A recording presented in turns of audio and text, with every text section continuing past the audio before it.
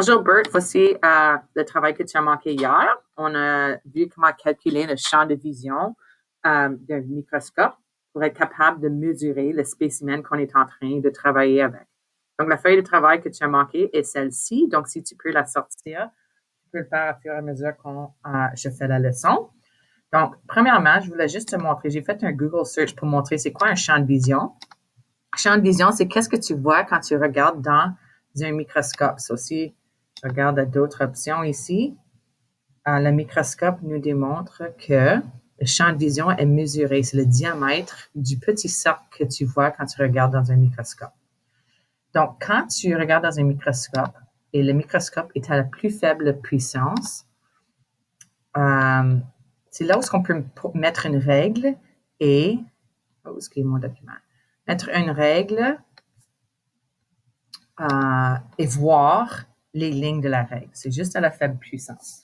Donc, qu'est-ce que on a décidé de faire ou qu'est-ce que le monde a créé? C'est une formule pour être capable de calculer les autres puissances. Donc, si tu te souviens, les microscopes qu'on a travaillé avec, il y a 3 puissances. So, il y a faible puissance. J'essaie d'écrire avec mon doigt, là. Et ça ne fonctionne pas.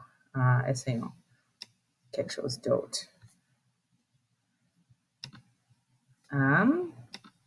Donc, les microscopes qu'on a travaillé avec, il y a faible puissance, qui est 4 fois ce qu'on regarde. Donc, on utilise le numéro 4 pour faire le calcul de l'objectif à faible puissance. Je vais juste enlever ici, mettre le crayon. C'est ça, je vais faire en rouge. Donc, faible puissance. Je ne peux pas écrire avec mon doigt.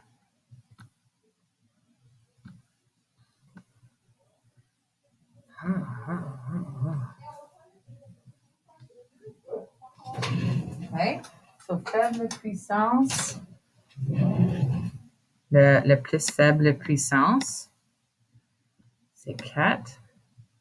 Et quand on bouge l'objectif au deuxième plus fort, on appelle ça moyenne puissance. Et ça, si tu te souviens, nos microscopes, c'est 10 fois. Ça agrandit ton spécimen 10 fois, juste l'objectif. Et le dernier, on appelle ça haute puissance. Et ça, c'est quand on agrandit le spécimen par 40 fois. So, on fait des petits X pour démontrer que c'est une multiplication de ce qu'on voit. OK. Donc, faible puissance, si on est capable on utilise une règle. Parfois, on peut utiliser une règle pour moyenne puissance, dépendant du microscope qu'on utilise. Mais c'est rare qu'on va voir les lignes dans la haute puissance parce que ça l'agrandit. Qu'est-ce que tu regardes trop? Et c'est entre 2 lignes, donc c'est impossible d'utiliser une règle pour mesurer le champ de vision. Donc, si tu es capable d'utiliser une règle et tu veux trouver le champ de vision des autres puissances, tu utilises la formule suivante. Donc, utilise la formule suivante pour calculer le champ de vision à l'objectif à moyenne puissance. Donc, on sait que le champ de vision pour faible puissance est 4 mm dans cet exemple. On compte 1, 2, 3, une petite portion ici, une petite portion là. Donc, ça s'additionne à être 4 mm. Champ de vision, on l'a mesuré à être 4 mm. Le champ de vision est mesuré à faible puissance. C'est pour ça qu'on met un 4 ici. Et on cherche la moyenne puissance. Donc, on divise le tout par 10. Ensuite, si tu mets ça dans ta calculatrice, ça va te donner 1,6. Donc, le champ de vision pour la moyenne puissance est 1,6 mm. So, quand tu regardes dans le microscope, le cercle, le diamètre, c'est juste 1,6 mm. So, si tu regardes un spécimen qui est plus petit que le champ de vision, disons que c'est dans le milieu de la champ de vision, tu peux faire une prédiction de la grosseur, sachant tout ceci. J'essaie de baisser la page sans manquer mes choses. Donc, il y a des exemples ici. So, calcule le champ de vision aux oculaires moyenne et haute puissance lorsque le champ de vision de faible puissance est 2,5. On a donné ça et ça. Donc, pour la formule, champ de vision égale le champ de vision mesuré. So, on commence avec ça. 2,5 mm. Wow! On multiplie par le champ de vision qu'on a pris la mesure de. Donc, on a utilisé la règle pendant qu'on était en train de regarder à la faible puissance. Donc, faible puissance, c'est 4. Et on cherche, la question nous demande pour moyenne et haute. On commence avec moyenne. Moyenne puissance, c'est 10.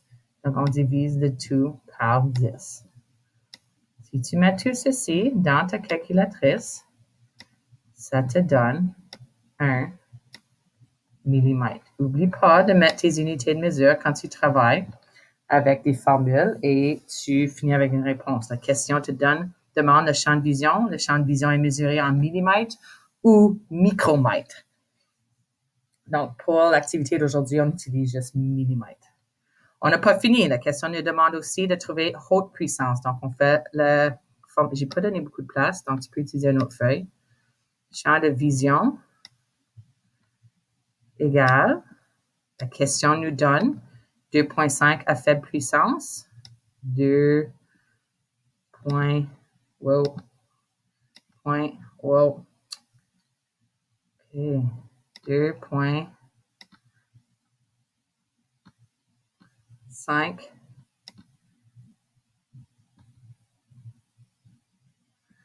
fois 4, parce que c'est faible puissance, et tu divises par la puissance que tu cherches. Je cherche la haute puissance qui est 40.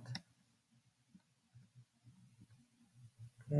So, si tu mets tout ceci dans ta calculatrice, je vais faire en ce moment parce que j'oublie. So, 2,5 divisé par, non, fois 4 divisé par 40 nous donne 0,25 millimètres. N'oublie pas de mettre tes unités de mesure. Okay. La prochaine question, c'est semblable, mais au lieu de te donner la mesure, je te donne un dessin. Donc, calcule le champ de vision aux oculaires de moyenne et haute puissance si les dessins suivants représentent le champ de vision à faible puissance. Donc, à faible puissance, j'ai 1, 2, 3, 4, 5. Je pense que ça, c'est un millimètre au complet. Et ça, c'est juste peut-être une demi. Donc, on peut dire que peut-être ça, c'est 5,5 mm. Maintenant, tu as la mesure du champ de vision en faible puissance. Donc, tu utilises ta formule pour trouver haute et moyenne. Donc, tu feras la même chose. Champ de vision égale 5. Au lieu du 2,5 dans la première question, tu changes à 5,5. Multiplié par le 5,5 est le champ de vision de quelle puissance? Faible puissance. Donc, tu multiplies par 4.